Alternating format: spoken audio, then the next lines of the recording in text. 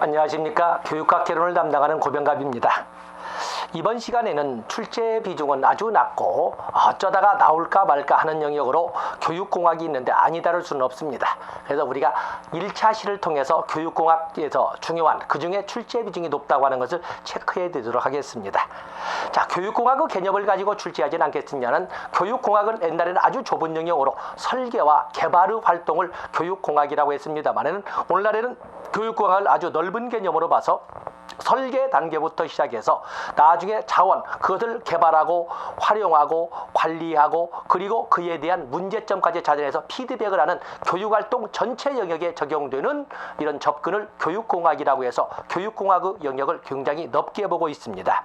그래서 거기 그림도 나와 있습니다만 그 문장을 1번에 1번, 292쪽에 1번에 1번을 보시면 교수공학은 또는 교육공학은 교육의 전 과정인 설계부터 평가의 영역까지를 포함한다. 그래서 문장으로 해본다면 교수공학 또는 교육공학은 교수 방법 및 전략, 필요 자원을 설계하고, 설계 나와 있죠. 새롭게 개발하고, 디벨롭먼트입니다. 개발된 자료를 활용하고 자원 및 전달 체계를 관리하고 평가하는 모든 활동을 포함한다는 넓은 개념으로 본다는 것을 알아주시면 되겠습니다. 교육공학이라고 하는 것은 종래에는 하드웨어적 접근으로 기계적 자원을 이용해서 교육 활동의 효율성을 높이자 하는 것이 교육공학으로 되어 있습니다만 요즘에는 하드웨어적 접근뿐만 아니라 오히려 하드웨어적 접근보다 더 넓은 개념으로 소프트웨어적 접근을 강조를 하고 있는데 이처럼 292페이지 하단부에 오면 교육공학을 하드웨어적 교육공학과 소프트웨어적 교육공학으로 나누기도 하는데 그런 표현을 실범에는 상대적 교육공학과 건설적 교육공학으로 설명을 합니다. 그래서 그렇게 나눈다는 거. 요즘에는 보통 하드웨어적 교육공학과 소프트웨어적 교육공학으로 나누는 것이 일반적입니다. 거기 교육공학의 장단점을 보면 결국에 교육공학을 사용하는 목적은 교육 활동의 효율성을 높이고자 하는 데 있는 거거든요. 그래서 장점을 보면 교육의 생산성 증대, 또 개인차를 고려한 교육이 가능하다, 교육의 개별화, 또 교육의 과학화, 하드웨어를 이용하든 소프트웨어를 이용하든 간에 교육의 과학화를 도모할 수가 있고 그리고 교육을 직접 소비자, 수요자에게 접근시킬 수 있다는 점에서 교육의 직접화. 그렇지 않은 종래 전통적 교육에서는 시간적 문제나 공간적 문제로 바로 시공간적 접근성이 있는 사람 이외에는 직접적인 교육의 혜택을 받기는 어려웠거든요. 그러나 교육공학의 발달을 통해서 먼 시간 공간적 장애를 넘어서 접근성을 높일 수 있다는 점에서 교육의 직접화, 교육의 또 즉시화, 교육의 기회균 등 아무리 도서벽지에 있는 아동도 똑같은 시간대에 도시에 있는 아동과 똑같은 시간대에 똑같은 선생님으로부터 똑같은 교육 내용을 말하자면 제공받을 수 있다는 점에서 교육의 즉시화, 교육의 기회균 등을 우리가 장점으로 볼 수가 있습니다. 그러나 분명한 것은 이 교육공학에는 하드웨어적이든 소프트웨어적이든 간에 기계적 자원을 중간에 집어넣는다는 점에서 교육의 비인간화, 그리고 오늘날에는 그래도 쌍방향성이 많이 발달을 했습니다만은 여전히 아직까지는 많은 비중에서 일방향성이 더 많다 보니까 학습자의 자발성 무시와 같은 이런 문제점을 찾아볼 수가 있는 것입니다. 그래서 장단점, 서비스 문제지만은 거기를 체크해 놓으시면 되겠습니다. 다음에 교육공학 또는 교수공학의 발달은 시각교육으로부터 시청각 교육으로 그리고 시청각 교육에서 시청각 통신으로 발달해 갔는데 오랜 세월 우리의 전통적에는 시각, 눈을 통해서 어떤 교육 내용의 이해를 용이하게 여기 하는 이런 노력을 하게 되는데 보통 그림을 사용합니다. 물론 청각교육도 있습니다. 원효가 사용했던 무예가와 같은 것은 노래를 통해서 대중교화를 이끌어가는 점에서 시청각교육의 교시로서 청각교육이라고 할 수 있지 않겠습니까? 그러나 많은 경우에는 대부분 시각교육을 통해서 그림을 통해서 교재에 대한 이해를 용이하게 하는 이런 접근을 하기 때문에 시각교육입니다. 서양에서는 17세기 코메니우스의 세계도의를 시청각교육의 교실하게 해서 시각교육의 모습으로 설명하지만 우리는 그보다도 훨씬 더 앞선 시대에 소위 양촌 권근 선생이 만들었던 입학도서, 대학과 중용을 그림으로 풀어서 교재에 대한 이해를 용이하게 했던 소위 입학도서라는 책으로 있는 거 볼 적에 시청각 교육에 대한 접근은 우리가 서양보다 훨씬 더 빨랐다는 것을 알 수가 있는 것이고 또 불경에 대한 어려운 문제도 사경도 그림도 잘 쓰죠. 그림을 풀어서 불경의 어려운 내용을 이해를 용이하게 했다는 이런 노력들이 현재 실존 증거로 남아있지 않습니까? 그럴 때문에 서양보다는 우리가 시청각 교육의 출발은 훨씬 더 빨랐다는 것을 알 수가 있습니다. 그러다가 20세기로 넘어와서 1920년대로 1930년대로 가면서 유성영화가 등장하면서 이제는 시각뿐만 아니라 청각을 이용하게 됐습니다. 찰리 채플린의 블랙 코미디에 나오는 것처럼 화면으로만 시각으로만 나오는 거에 거기에다가 변사가 서라고 했던 것이다. 이수희와 심순애가 이렇게 말한 것처럼 변사가 거기에 청각을 가미함으로써 시각으로만 보던 이런 동영상 또는 교육을 청각을 가미시킴으로써 훨씬 더 알차고 실질적이면서 이해를 용이하게 하는 도움을 받았거든요. 그것을 기계화한 것이 오늘날 시청각 교육이 되겠습니다. 바로 이걸 바탕으로 해서 시청각 교육의 이론을 보면 거기 보통 네 가지를 설명하는데 호반의 교육과정 시각화 이론, 또 그런가 하면 데일의 경험 원추설, 올센의 대리학습 경험설, 또 킨더의 지적 작용설 등은 시각 교육의 발달이 된 시청각 교육의 이론이라고 하는데 이 중에 주로 출제가 되는 것은 올센의 대리학습 경험설도 있지만 역시 여러분들은 별표는 293페이지 하단부에 있는 데일의 경험 원추설에다가 중요 표시하시고 출제 대비하시고 밑에 나 있는 데일의 대리학습 경험설은 B급 정도로 접근해 주시면 되겠습니다. 특히 거기 오면 데일의 경험 원추설은 데일은 진보주의 교육 철학을 바탕으로 해서 시청각 교육이나 시청각 자료를 정의하고 있는데 시청각 교육이란 세계를 교실 안으로 끌어들이는 활동이라고 이렇게 시청각 교육을 설명을 했고 시청각 자료는 주로 읽기에만 의존하지는 않는 자료, 의미 전달을 위해 주로 읽기에 갖다 만자를 하나 넣어주시는 것이 훨씬 이해가 좋습니다. 의미 전달을 위해 주로 읽기에 의존하지, 그건 읽기에만 의존하지는 만자와 는자를 넣어서 좀 더 액센트를 넣어서 읽기 말고도 다른 것도 이용하는 이런 교육 자료를 시청각 자료라고 이렇게 정의를 했던 것이 바로 이는 데일이 되겠습니다. 그러면 데일은 교육에 활용하는 경험을 행동적 경험, 시청각적 경험, 상징적 경험으로 하되 종래는 이것을 많이 출제를 했습니다만 어쨌든 여기에 나와 있는 행동적 경험의 영역에서 직접적 경험, 구성적 경험, 극화적 경험 그리고 가장 상부에 있는 상징적 경험으로서는 언어기호, 시각기호 등을 이렇게 나열함으로써 소위 아주 구체적인 경험부터 시작해서 추상적인 경험으로 이렇게 구체성과 추상성을 양극단으로 해서 교육 경험을 나열한 것이 데일의 경험 원추설이 되겠습니다. 바로 이것이 발달한 것이 이런 교육 이론에다가 통신 이론을 가미한 것을 시청각 통신, 오디오 비주얼, 그래서 AV 통신이라고 설명을 하는데 바로 시청각 통신이라고 설명을 하고 있습니다.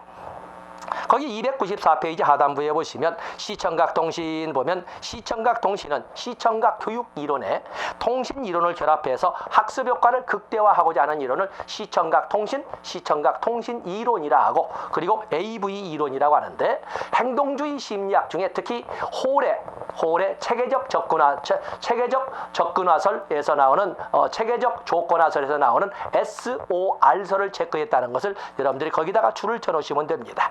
그리고 교재에다가 거기 보면 행동주의 심리학에서 나오는 헐의 체계적 조건화설을 여러분들은 152페이지, 153페이지에 보면 SOR설이 언급되어 있습니다. 그래서 거기 시청각 통신 294 SOR 모형을 적용했다 거기에는 153페이지 또는 152페이지 3페이지를 적어주시면 도움이 될 수가 있습니다. 시청각 통신의 이론으로서는 벌로의 SMCR 이론이나 또는 샤논의 커뮤니케이션 이론이 대표적입니다. 이 시청각 통신 이론과 이전에 있던 시청각 교육은 어떤 차이가 있을까? 그에 대해서는 우리가 먼저 이론은 벌로의 SMCR 이론 또 샤논의 커뮤니케이션 이론 이렇게 두 가지를 들었는데 이 시청각 교육 이론, 시청각 통신 이론의 차이는 시청각 교육이라고 하는 것은 일방향성을 갖는 데 비해서 시청각 통신은 커뮤니케이션 그렇기 때문에 쌍방향성을 갖는다. 또 시청각 교육은 시각과 청각만을 가지고 교육의 효과성을 도모하는 데 비해서 시청각 통신은 오감을 이용한다 라고 이렇게 설명하는데 구별점이 있습니다. 그래서 이론 보시면서 이론은 읽으면서 바로 해석할 수 있습니다. 샌더가 메시지를 채널을 통해서 리시버에게 보내면 SMCR이죠. 그러면 리시버가 이제는 지위가 바뀌어서 샌더가 되어서 메시지를 채널을 통해서 이전에 샌더였던 사람을 리시버 삼아서 보내고 서로 왔다 갔다 하면서 교육 후 효과를 높일 수가 있다는 것이 바로 벌로의 SMCR 이론입니다. 그런 것처럼 똑같이 샤논의 커뮤니케이션 이론도 역시 마찬가지로 샌더로부터 송신자로부터 리시버 수신자까지 소위 부호화가 되고 채널을 거쳐서 송신이 되면서 그것이 나중에 해독이 되어서 리시버에게 도착하고 리시버가 다시 교육 자료를 부호화해서 인코드해서 그것을 신호로 사인으로 시그널로 해서 변환시켜서 보내면 리시버에게 도착하기 전에 그것이 해독 디코더가 되어서 그리고 수신자에게 도착하는 그런 쌍방향성을 특징으로 하는 것이 바로 시청각 통신의 특징이고 시청각 이론의 공통점이 되겠습니다. 그래서 여러분들은 시청각 교육의 이론 다 정리했지요? 바로 시청각 교육은 네 가지에서 점에는 호반의 교육과정 시각화 이론, 또 데일의 경험 원주설, 올센의 대리학습 경험설, 킨더의 직접 작용설은 교육 시청각 교육 이론이고 벌로의 SMCR 이론이나 샤논의 커뮤니케이션 이론은 시청각 통신 이론이라는 것을 여러분들이 정리해 놓으시면 됩니다. 그 중에 특히 데일의 경험원 주설 구체적으로 읽어주시기 바라겠습니다. 다음에 교수설계가 보면은 교수설계는 뭐 개념만 보겠습니다. 교수설계는 296쪽입니다. 수업을 전개하는 방법을 다루는 분야로 특정 학습 내역과 특정 대상의 학상을 위하여 어떤 교수 방법을 언제 어떻게 사용할 것인가를 처방해주는 사전계획서 청사진이다 라고 라이겔루스가 정규화 교수 이론을 제시했던 또 에피톰 정수를 제시했던 라이거루스가 제시한 개념이 되겠습니다. 도대체 어떤 수업을 진행함에 있어서 어떤 내용을 어떤 내용을 가지고 어떤 대상에게 언제 어디서 어떻게 무엇을 말하자면 어느 정도 수준으로 가르쳐야 할 것인가를 말하자면 정리해서 체계화해 놓은 사전 계획표 청사진을 교수 설계 디자인이라고 하는데 오른쪽 페이지에 보시면 297페이지 교수 설계의 변수가 있습니다. 교수 설계의 변수는 교수 조건, 교수 방법, 교수 평가 세 가지로 나누는데 교수 방법, 교수 조건에 보면은 교육과 내용의 특성이나 교수 목적, 또 제한점, 학습자 특성을 들고 있는데 그보다 더 중요한 것은 역시 교수 방법이 되겠습니다. 교수 방법에 걸쳐서는 거기는 전략이 세 가지로 나누는데 조직 전략, 전달 전략, 관리 전략으로 등장을 합니다. 조직 전략, 전달 전략, 관리 전략, 어떻게 교과 내용을 체계화해서 체계화할 것인가, 어떤 방법으로 전달할 것인가, 그림을 그리면서 아니면 판서를 하면서 지금 제가 하는 것처럼 언어만을 통해서 전달할 것인가, 그리고 이것을 어떻게 관리하려는가, AS 사후 관리까지 할 것인가, 아니면 시험을 통해서 단편적으로 오고 넘어갈 것인가 하는 조직 전략, 전달 전략, 관리 전략을 가지고 있고, 그리고 나서 교수 평가를 하게 되는데 교수 평가에서는 교수 평가의 세 가지가 먼저 우선적으로 제시되는데 효과성, 효율성. 자, 거기까지는 평가할 때 누구나 하는 거기 때문에 효과, 효율성은 압니다. 거기에다 뭐가 나와야 돼? 매력성이 포함된다는 것을 꼭 가지고 가셔야 되겠습니다. 그래서 교수 설계의 변수, 교수 조건, 교수 방법, 교수 평가에서 교수 전략에 대해서는 교수 방법에 대해서는 조직 전략, 전달 전략, 관리 전략이 있고 교수 평가의 변수로서는 효과성, 효율성, 매력성이 있다는 것을 여러분들이 꼭 가지고 가셔야 됩니다. 다음에 298페이지에 오면 교수 설계 이론의 아주 체계적인 출제가 잘 되는 영역이 두 개가 나와 있습니다. 그래서 거기에 보면 실지와 리치의 체계적 교수 설계 이론의 예로서 특히 실지와 리치의 정교화된 에디 모형이 있습니다. 에디 모형. 에디 모형이라고 하는 것은 영어 접두어를 가지고 설명을 하는데 거기에 보면은 분석, 그리고 설계, 그리고 개발, 그리고 실행, 그리고 에발리에이션 평가, 이렇게 해서 머리문자를 가지고 교수 설계를 체계적으로 하는데 체계적이라고 할 수 있는 모형으로 실지와 리치가 제시했던 모형이 바로 에디 모형이 되겠습니다. 아날리시스, 분석, 다음에 디자인, 설계, 다음에 디벨롭먼트, 개발, 그리고 활용, 그리고 평가 이렇게 해서 에디 모형을 제시하고 있는데 조심할 것이 있습니다. 거기에 보시면 평가 분석의 단계에서는 요구 분석, 학습자 분석, 환경 분석, 직무 분석을 합니다. 자, 거기는 알 수 있습니다.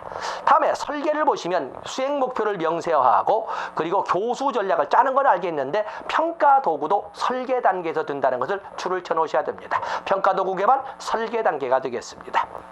다음에 개발에서는 평가 도구를 개발하는 것이 아니라 소위 교수 자료를 개발하고 형성평가를 개발하게 되는 겁니다. 만약 형성평가를 개발해야지만 형성평가를 하게 되는 것이 개발 단계가 되겠고, 실행 단계에서는 사용, 설치, 유지, 관리라고 그러고, 그리고 평가에서는 총괄 평가를 합니다. 평가 도구의 개발은 설계 단계고, 실행 단계, 개발 단계에서는 형성 평가를 합니다.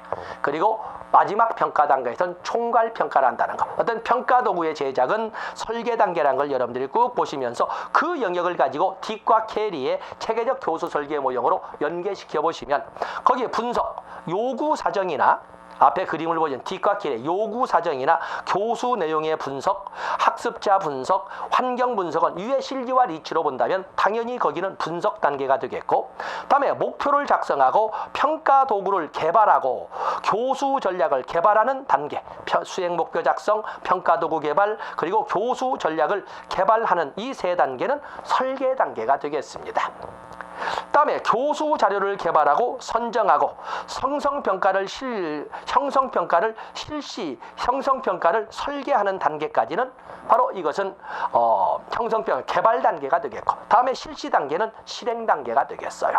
그리고 총괄평가의 설계 및 실시에서 평가 단계 해서 여러분들은 거기 실리와 리치의 에디 모형과 딕과 캐리의 체계적 교수 설계 모형을 같이 물려놓고 이 덩어리를 가지고 집어넣으면 먼저 에디 모형을 숙지해 놓으시면 큰 도움이 될 수 있다는 것을 알 수가 있습니다.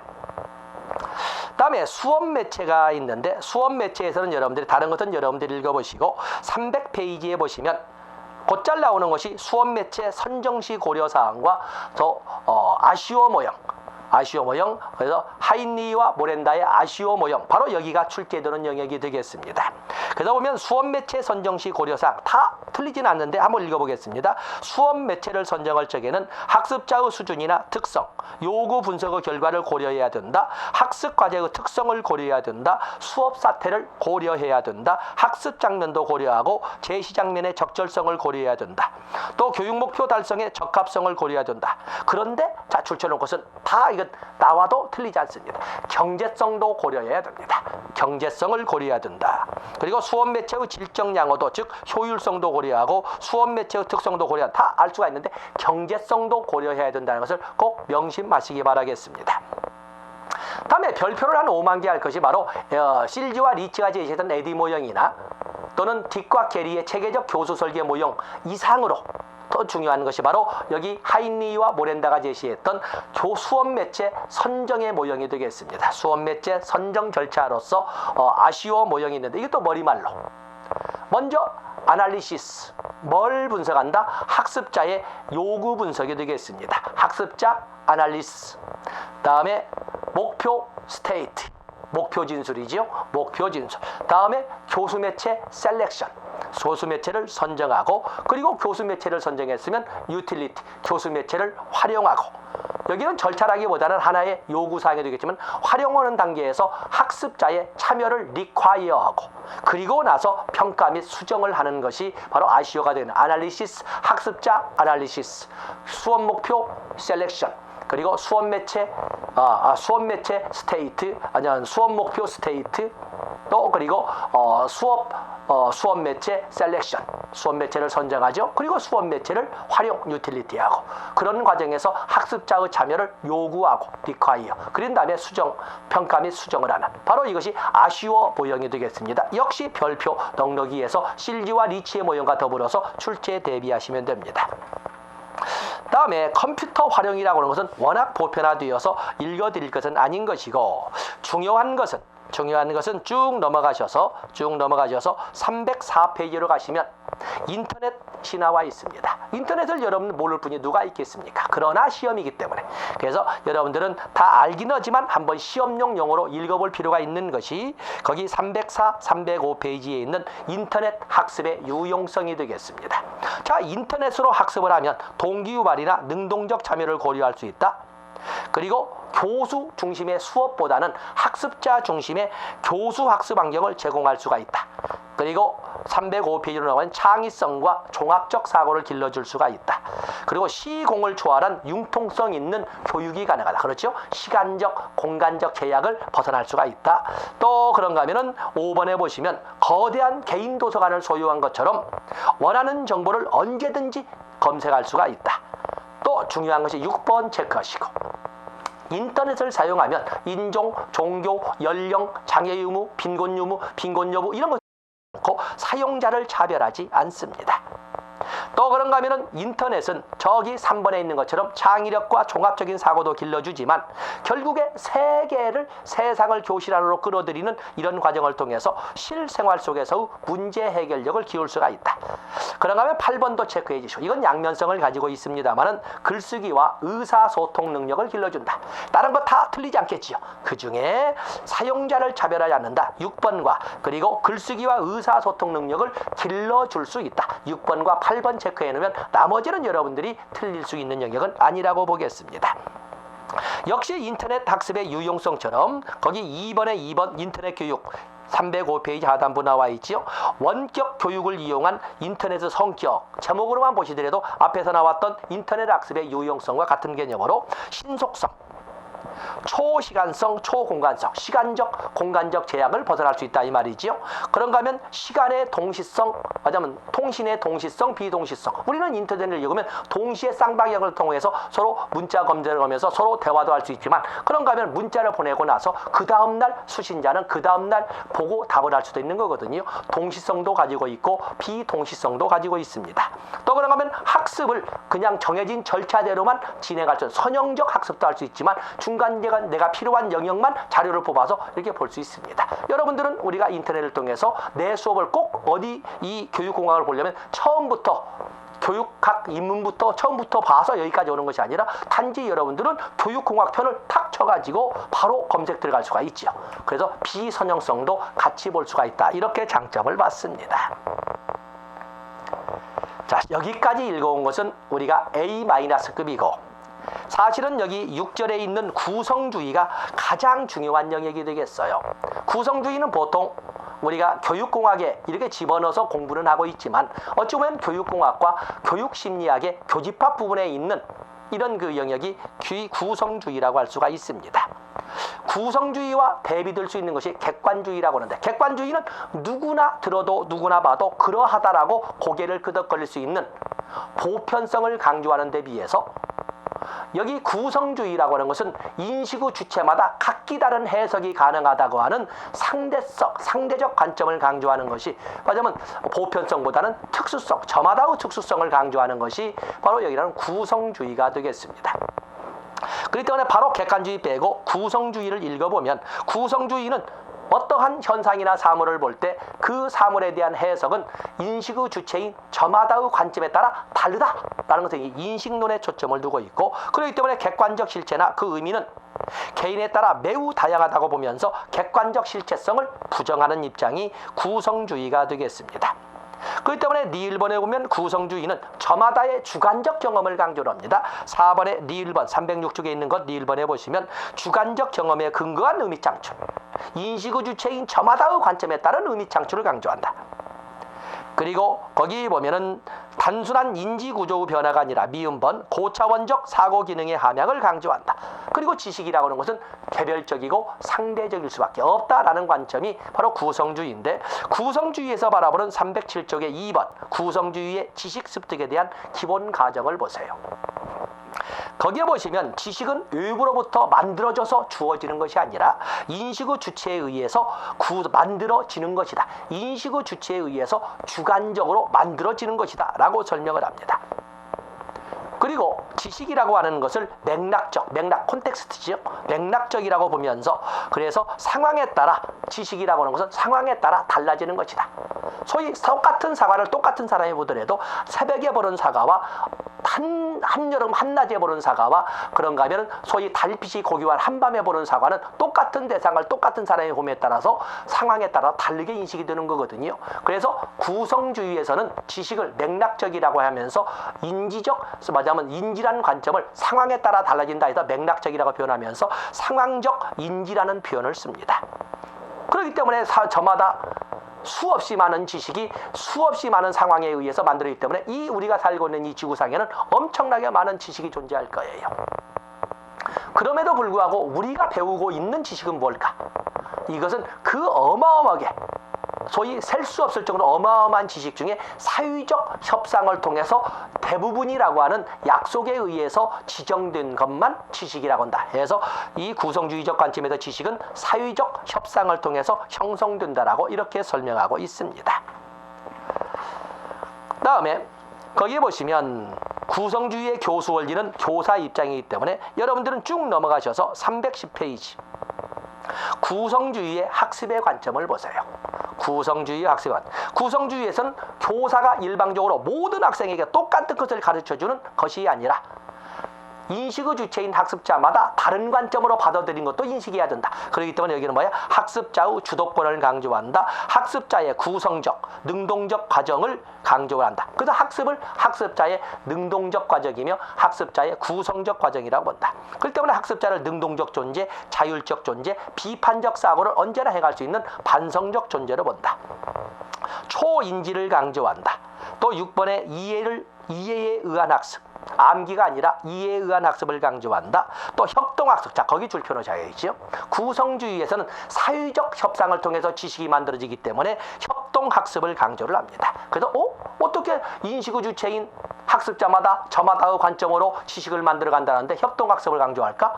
우리가 배우고 있는 지식 자체가 사회적 협상을 통해서 만들어지기 때문에 그래서 구성주의에서는 협동학습을 강조하고 있는 것입니다. 중요 표시하시고. 그리고 실제 유사한 환경과 관련된 지식을 만들어가기 위해서 시뮬레이션 등을 강조를 합니다. 자, 이런 것 등을 여러분들이 쓰시되 10번에 맥락이란 반영이란다는 맥락을 반영하여 이런 말은 맥락적이다. 지식이란 상황적 인지다 라고 설명을 하고 있는 것입니다. 구성주의의 학습 이론으로서는 인지적 도제 이론, 상황적 학습 이론, 또 312페이지에 가면 인지적 유연성 이론, 또 그런가 하면 PB에 대한 문제 중심 학습, 또 롤스에 의해서 대표적으로는 자기 주도 학습, 또 그러면 자기 조절 학습, 이런 것 등이 모두 구성주의 이론에 입각한 학습 이론이 되겠습니다. 그 중에 가장 잘 출제가 됐던 것이 인지적 도제 이론입니다.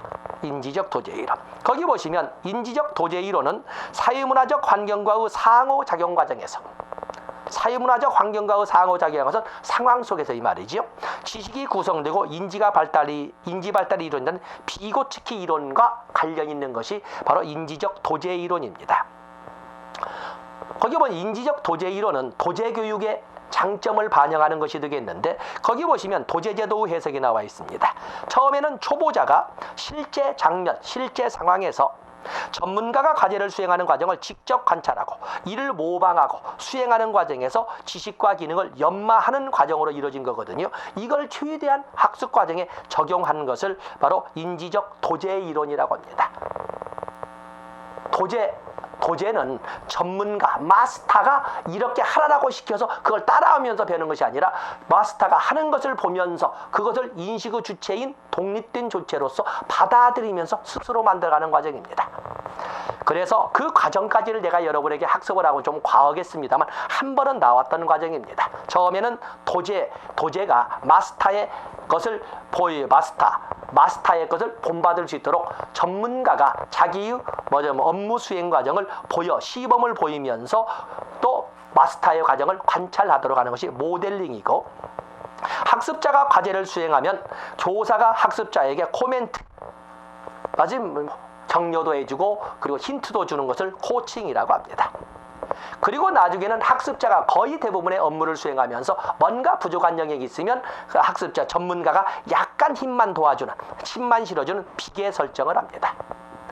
그 다음부터는 학습자가 다 업무를 수행하되 조력을 감소시키고, 그리고 나서는 학습자가 스스로 이끌어가고 비판적 사고도 행하도록 하는, 점자 마침 의명법에서 처음에는 전문가가 주로 하되 관찰하도록 하고, 서서히 전문가의 역할 비중을 줄이면서 학습자가 주로 하도록 하고, 약간 모자라는 것은 비계를 설정해서 전문가가 도와주고, 나중에는 학습자가 주된 역할을 주로 이끌어가도록 하면서 학습이 이루어지도록 하는 것이 인지적 도제 이론 비고치키와 연관된 구성주의 학습 이론이 되겠습니다.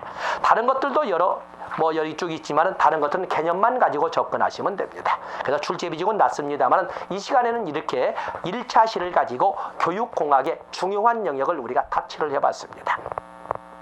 자, 이 시간 여기까지 하고 다음 시간에는 역시 출제 비중으로서는 우리가 1차 시만 가지고 적용할 생활지도로 넘어가도록 하겠습니다. 고맙습니다.